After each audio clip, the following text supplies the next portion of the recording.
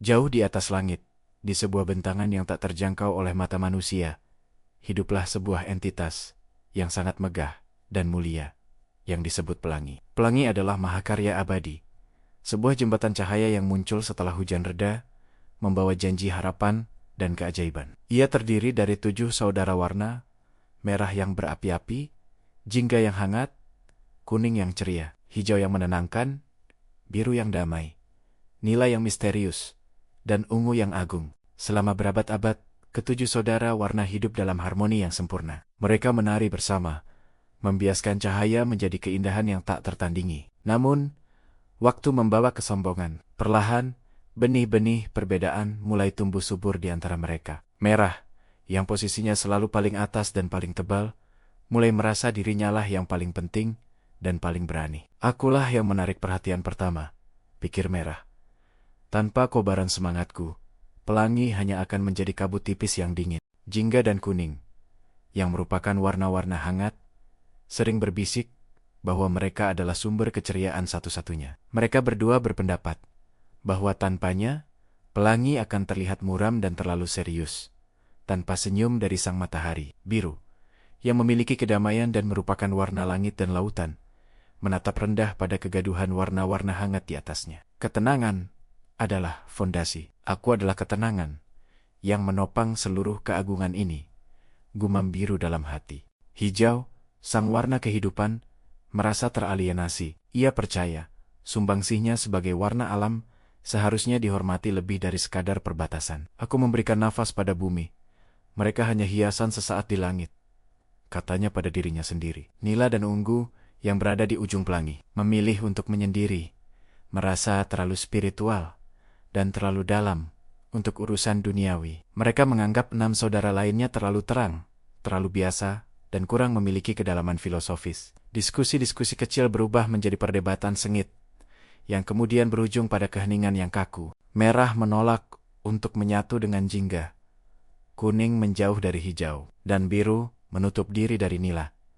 Aku berdiri sendiri lebih megah, teriak Merah suatu pagi, memisahkan diri dari formasi. Yang lain, karena sudah lelah dengan ego masing-masing, tidak ada yang menahannya. Mereka justru mengikuti Merah, memisahkan diri satu persatu. Pelangi, sang entitas agung, hanya bisa menatap sedih saat tubuh cahayanya mulai terpika-pika menjadi garis-garis independen. Ia merasa dingin, kehilangan tekanan, dan yang paling parah, ia kehilangan identitasnya.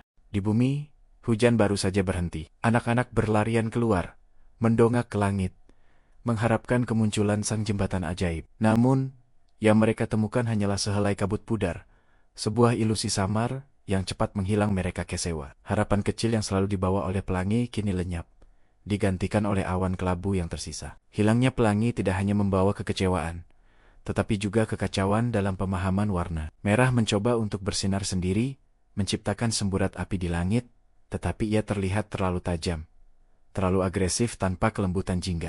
Merah menyadari bahwa meskipun ia paling berani, ia juga paling cepat memudar tanpa dukungan cahaya jingga dan kuning. Jingga dan kuning mencoba menciptakan kehangatan sendiri, tetapi langit hanya melihatnya sebagai gumpalan asap tebal, tidak memiliki keindahan yang halus. Tanpa batas yang tegas dari hijau, cahaya mereka terlihat seperti noda besar yang tidak berbentuk. Biru, yang ingin menunjukkan kedamaiannya, mencoba menyelimuti seluruh langit. Namun, tanpa percikan nila dan ungu, biru hanya terasa hampa, sebuah kehampaan yang dingin, bukan ketenangan yang menghibur. Ia merasa seolah-olah seluruh langit adalah samudera yang tak berujung, membosankan, dan tanpa misteri. Hijau mencoba memproyeksikan dirinya, berharap terlihat seperti janji keindahan alam. Tetapi ia terlihat aneh di langit, terputus dari elemen-elemennya yang lain. Hijau sadar, ia membutuhkan kuning dan biru untuk menciptakan transisi yang indah agar matanya bisa diterima dengan lembut. Nila dan ungu yang merasa superior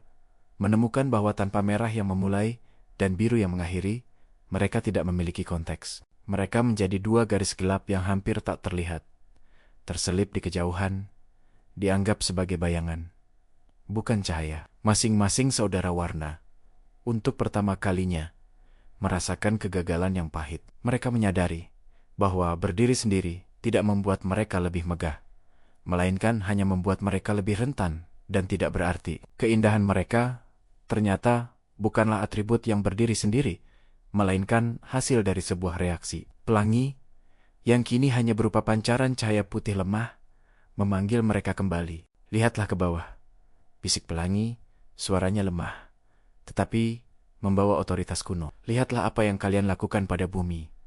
Para saudara warna melihat ke bawah, ke bumi yang dulu selalu mereka sapa dengan keajaiban. Mereka melihat anak-anak yang menunduk sedih, orang dewasa yang kehilangan semangat setelah hujan. Mereka melihat langit yang kelabu, sebuah dunia yang kehilangan semangat dan harapan. Kemudian, biru melihat ke arah lautan, rumahnya yang sebenarnya. Ia melihat ombak yang besar dan ombak yang kecil, berkejar-kejaran. Ombak kecil tidak iri pada ombak besar, dan ombak besar tidak meremehkan ombak kecil. Mereka bergerak sebagai satu kesatuan.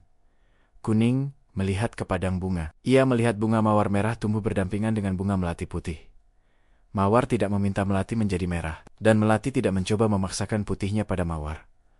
Mereka berdua, dalam perbedaan warna mereka, menciptakan taman yang lebih indah dan kaya. Hijau melihat ke hutan. Pohon-pohon tinggi memberikan naungan kepada semak-semak rendah, dan semak-semak rendah melindungi akar pohon tinggi. Mereka saling membutuhkan, dalam perbedaan ketinggian dan peran, untuk menciptakan ekosistem yang berkelanjutan. Merah memandang sebuah api unggun yang dinyalakan seorang pengembara. Ia melihat bagaimana api itu tidak hanya merah, tetapi juga memiliki inti jingga dan kuning. Ia menyadari kekuatan sejatinya bukan terletak pada intensitasnya, tetapi pada percampurannya yang menciptakan panas dan kehangatan yang stabil. Nila dan ungu melihat ke malam hari. Bagaimana cahaya bintang hanya bisa terlihat jelas karena kontras dengan kegelapan mutlak. Mereka menyadari, mereka perlu terang untuk mendefinisikan kedalaman mereka, dan mereka membutuhkan yang lain untuk memberikan konteks pada kegelapan itu. Semua saudara warna terdiam, rasa malu dan penyesalan membanjiri mereka. Mereka menyadari bahwa mereka telah menyalahartikan keunikan mereka sebagai superioritas. Padahal, keunikan itu seharusnya menjadi kontribusi, bukan alasan untuk perpecahan. Merah mendekati jingga. Maafkan aku, saudaraku. Kobarku terlalu panas tanpamu, katanya dengan suara yang lembut. Jingga tersenyum. Kehangatan yang hilang kini terasa lagi, dan kehangatanku hanya terlihat biasa tanpamu, balas Jingga. Kuning mendekati hijau.